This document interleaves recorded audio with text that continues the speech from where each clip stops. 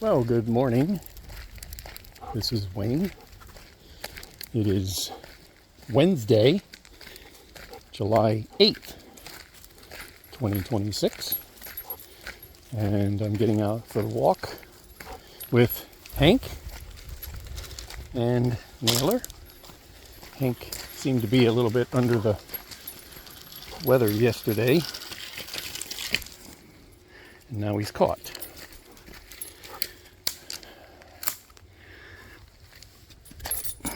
So I have to uncaught him here.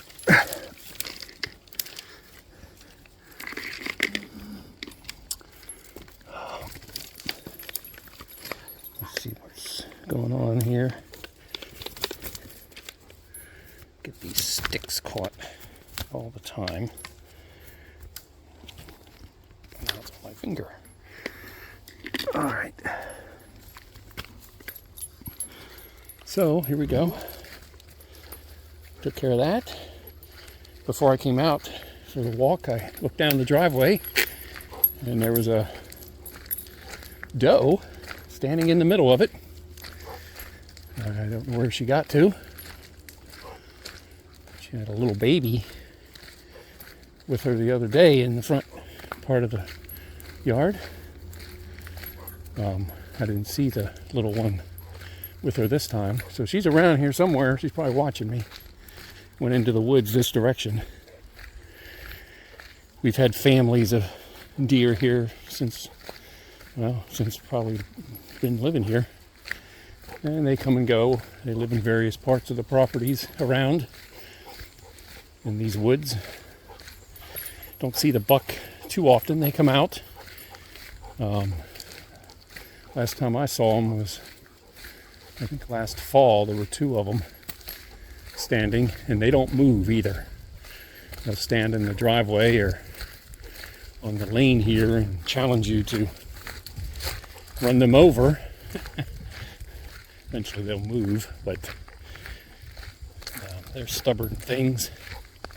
So yes, I did see at least a deer this morning. Hopefully Naylor won't get a sniff here, get a bug up his butt. I don't want to go after it. Like I said, I don't see it anywhere. So hopefully we're okay. Other than that, I haven't seen any animals. So it is a cloudy morning. The wishful rain didn't occur yesterday. There were a couple thunderstorms around. You could hear the thunder, but I don't think it ever rained. If it did, it sprinkled, and that's about it. So yet another big played up. Oh, we're going to get rain and flooding, and I call it the world's going to end. It fell by the wayside. So I'm going to go on my little soapbox for a second. I am a retired meteorologist, as I've said. I am not in favor of aerial flood watches in the summertime for scattered thunderstorms, unless antecedent conditions, or the conditions before any events like that, are so bad or so extreme as far as water. Like the water is already, we've received quite a bit of rain beforehand, and then we're just adding to it with additional showers and thunderstorms. Otherwise, they've served very little purpose. It is better, in my opinion, to just issue flash flood warnings when necessary to get the people's attention. The flood watch, unlike a winter storm watch, really doesn't keep people's attention, and a large part of this area gets, it's a swampy type area, and it rains, ditches fill up. You might get a little bit of water into the road or something like that, but true flash flooding is very rare outside of the urban areas. And again, you can cover that with the flood watch, or a flood warning, excuse me, flash flood warning, and get people's attention in that way instead of having a flood watch out for 12 hours and for 11 hours and 59 minutes. I'm exaggerating. Nothing happens. So, and then do it day after day after day, and you kind of lose what you're trying to convey. So I was never a fan of them unless there were certain conditions that warranted it, like a tropical system, rain that we've had several days beforehand that would increase the chances of flooding. The soil is already soaked, and that increases it. But just throwing them out there just because, we might have a scattered thunderstorms and some heavy rain, kind of defeats the purpose of an aerial flash flood warning. So I'm not usually in favor of those. I usually, don't pay attention other than I know they're out. But that was always a pet peeve of mine. And, you put out what you need to put out when you need to put it out. You don't just keep putting things out and hyping things and stuff like that and then expect the public to take it seriously. It's like excessive severe thunderstorm warnings or tornado warnings or stuff like that. Once you've oversaturated an area or an event, it kind of loses its effectiveness over time. So there is such a thing, even though I got into several disagreements at the office. There is such a thing as false alarm. It is very known. Some people choose not to take it seriously, but when I was in training and new to the Weather Service or young forecaster, it was a very important thing, and we took it very seriously as far as putting out that type of information to warn the public. Nowadays, it seems like that's not the case. We have to rush or put out things to say that we are putting out things just to make sure that we're putting out things. And then we go on. And then we didn't really learn from it. We just keep doing it over and over and over again. So I don't think that's the proper way to do it. But I no longer have that responsibility. So, but that's just my little tirade. It hasn't rained significantly here, for example, or in this immediate area for over a week to 10 days. And unless we really got a gully washer, which can happen. I've seen it rain 3, 4, 5 inches of rain in a thunderstorm. A half inch to an inch of rain is really not that big a deal. And, putting in the flood watch, a half inch to an inch of rain with local amounts of this and that, well, that constitutes a flood warning or flash flood warning possibility. You don't really need to cover the whole area with a flood watch. So, so part of it is heightened awareness and things like that. But, there's a point where you go too far and you overdo it, and then people tend to ignore it. Happens quite frequently in thunderstorm events. There are many cases of that and studies done. So I just wish there was a little more common sense given to what type of information is put out and when. So anyway, today it is cloudy. There is a few breaks of sun. It's kind of humid. It's not warm. It's in the 70s, upper 70s right now. So it's not going to be that warm of a day. This was going to be the coolest day, quote unquote, of the week anyway. And it looks like that's the case. Little front dropped in. And there'll probably be some showers around today. Doubt if there's a lot of thunderstorm activity. Maybe it'll finally rain here. I've been waiting for it, but it hasn't happened at this area, and not much has happened around local area here. I know up toward Richmond and points to the north and a few areas in the southeast part of the state have gotten some thunderstorms and stuff, but there's been a large part of the area of central and southern Virginia that hasn't. So, but the extreme heat is over, and like I said yesterday, we will return to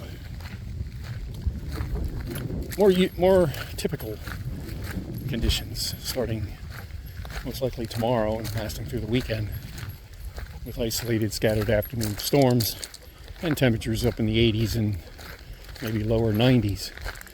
So a little more typical for July and stuff like that. So, but anyway, that's the weather part and my little tirade, if you want to call it that. The World Cup yesterday, Argentina survived barely. I didn't watch the game, but I've heard, or I saw, or read, a couple things about it. I haven't looked into it, but Argentina managed to win, and then Switzerland beat Colombia on penalty kicks. And isn't it interesting that my fantasy tournament had Switzerland winning the tournament? So, interesting. So if Switzerland can get past Argentina, who knows? Maybe my fantasy World Cup will come true. Although they wouldn't face Egypt like they did in mine. But in the real world, I still have my finalists and my champion. So still plugging along, and games continue. In the middle of next week? What is today? 8. I think next weekend it's over, or something like that.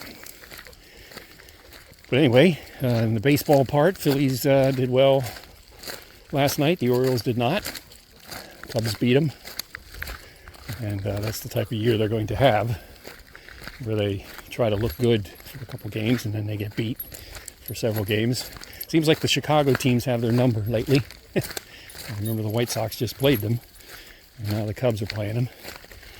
But Wheeler did his job last night, and Phillies are up to, I think, 51 wins. They're within striking distance of Atlanta, which was kind of far-fetched idea 2 months ago at the end of April, and they were really struggling. So are they pulling? What year was that for the Orioles that it was either 69 or 70. They started out very bad.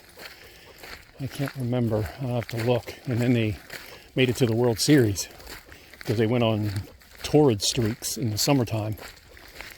And one year they won 108 games. That was 1970. He won the World Series. They lost the World Series in 69 to the Mets.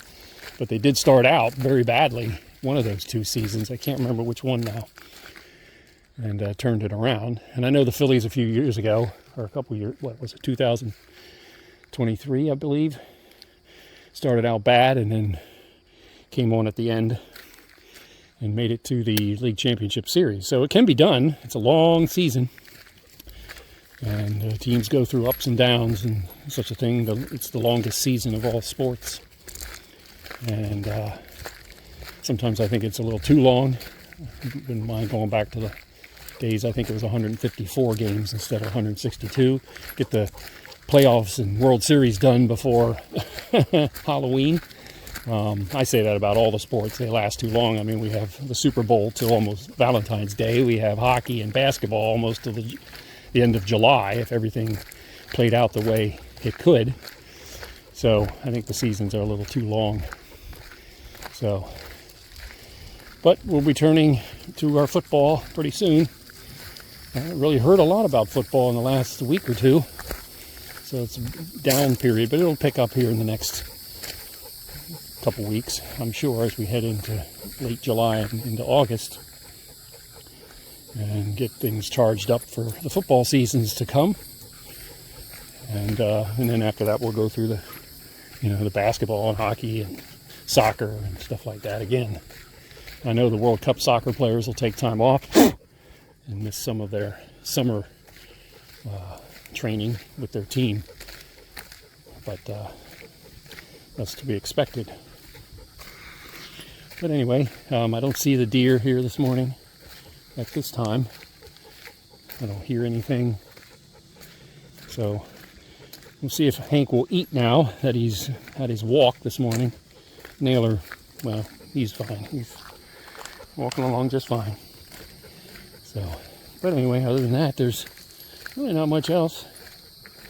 I did see I don't know if it's controversy or people are up in arms about the college football 27 EA Sports game and how they've added or tried to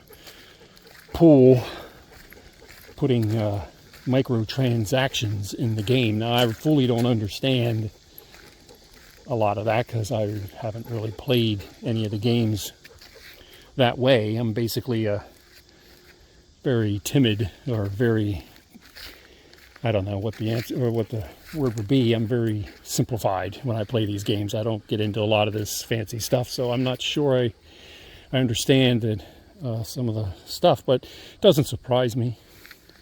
I mean, these game companies, just like anything else, is about money, making money. But, you know, if you're going to do that, at least be honest and put it out there before you sell the product and expect people to buy it. And then people buy it and then they find out that this stuff that wasn't in it before and wasn't told before it was for sale, and then all of a sudden it's there. So it has to do with microtransactions and offline dynasties or something like that, Road to Glory. I'm not exactly sure. And then there's XP settings for I guess coaches and players. I assume that's what it is. I'm not exactly on top of it, like I said. But like I said, you know, the company should be honest about these things. I mean, you're paying $70+ for these games now. It's a lot of money, and then you tack on these things and you add them in, and then people find out about it, and then they get, you know, irritated that they're spending even more money. So, I mean, some of this stuff happened, you know. Phone companies have been, I call it gouging the public for a long time. I mean, oh, the smartphone craze is awesome. Oh, yeah, we're doing this. We hand out all these free phones and have all these packages and all these family plans and all this stuff, and it's only going to cost you this much, and it's not that big a deal. And now all of a sudden it's like, well, to have this, to have this, to have this, to have this, you add on more. And it's the same with TV. It's the same with anything else. And, you know, these companies they found the formula, both in communications and gaming and a lot of other things too. And the public just keeps feeding it. So, I mean, at some point, the public needs to turn around and say enough is enough and stop it. Instead of having, you know, 30 streaming services in your house, maybe you should have 2. Okay? Instead of buying every game that comes out, you buy 1. Or you don't buy them at full price, which is the trend that I've done. I refuse to pay full price for anything like that anymore. So public needs to take back some control over it, and things like that. Cell phones are the same way. I mean, do you really need the newest? Well, do you need the newest phone all, you know, every year? I don't know what just happened there. My thing got boogered up. So I don't believe you need I don't believe you need the newest phone every year. Let's go, Naylor. Go. So I choose not to upgrade every year. But anyway, I think that's about it. I will go for the day, and hopefully it'll be a good day. And everybody be safe, and we'll talk next time.